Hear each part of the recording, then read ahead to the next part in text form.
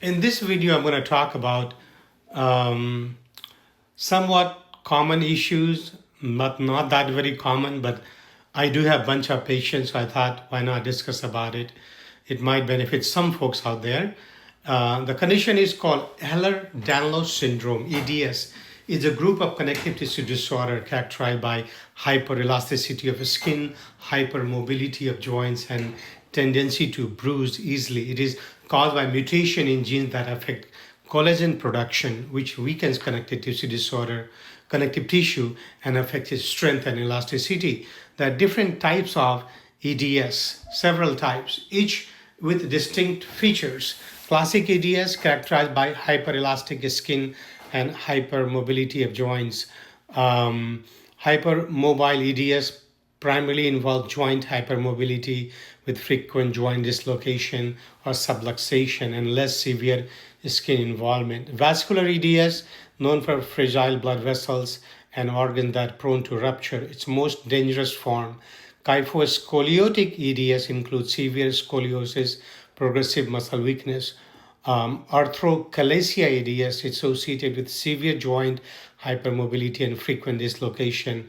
Dermatopraxic EDS causes extremely fragile skin prone to tears and bruising. The signs and symptoms of EDS can vary depending on type, but common features include hyperelastic stretchy skin that is soft and velvety to touch, fragile skin that bruises easily and scars poorly. Joint is hypermobile, excessive flexibility, joint pain, and frequent dislocation or subluxation.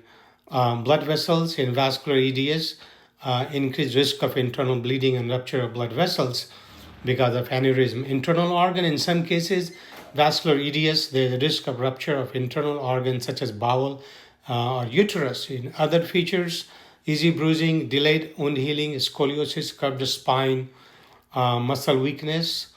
Diagnosis is usually clinical evaluation, physical examination to check for joint hypermobility and skin hyperelasticity and signs of internal issues. Genetic testing, the most definitive test, which identifies mutation in genes associated with collagen production.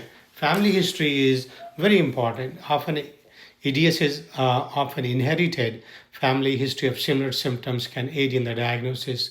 Sometimes skin biopsies is needed.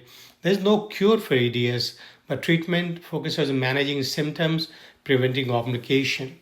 Pain management for joint and muscle, physical therapy to improve joint muscles and stability, braces and splints to protect hypermobile joints from dislocation, avoidance of activities that put stress on joint and skin.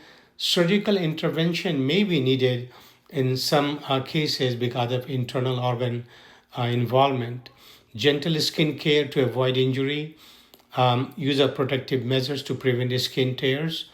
Vascular care to avoid rupture of blood vessels, medication, lifestyle changes, genetic counseling for family affected by EDS, essential to understand the risk of inheritance and help make informed decisions in family planning.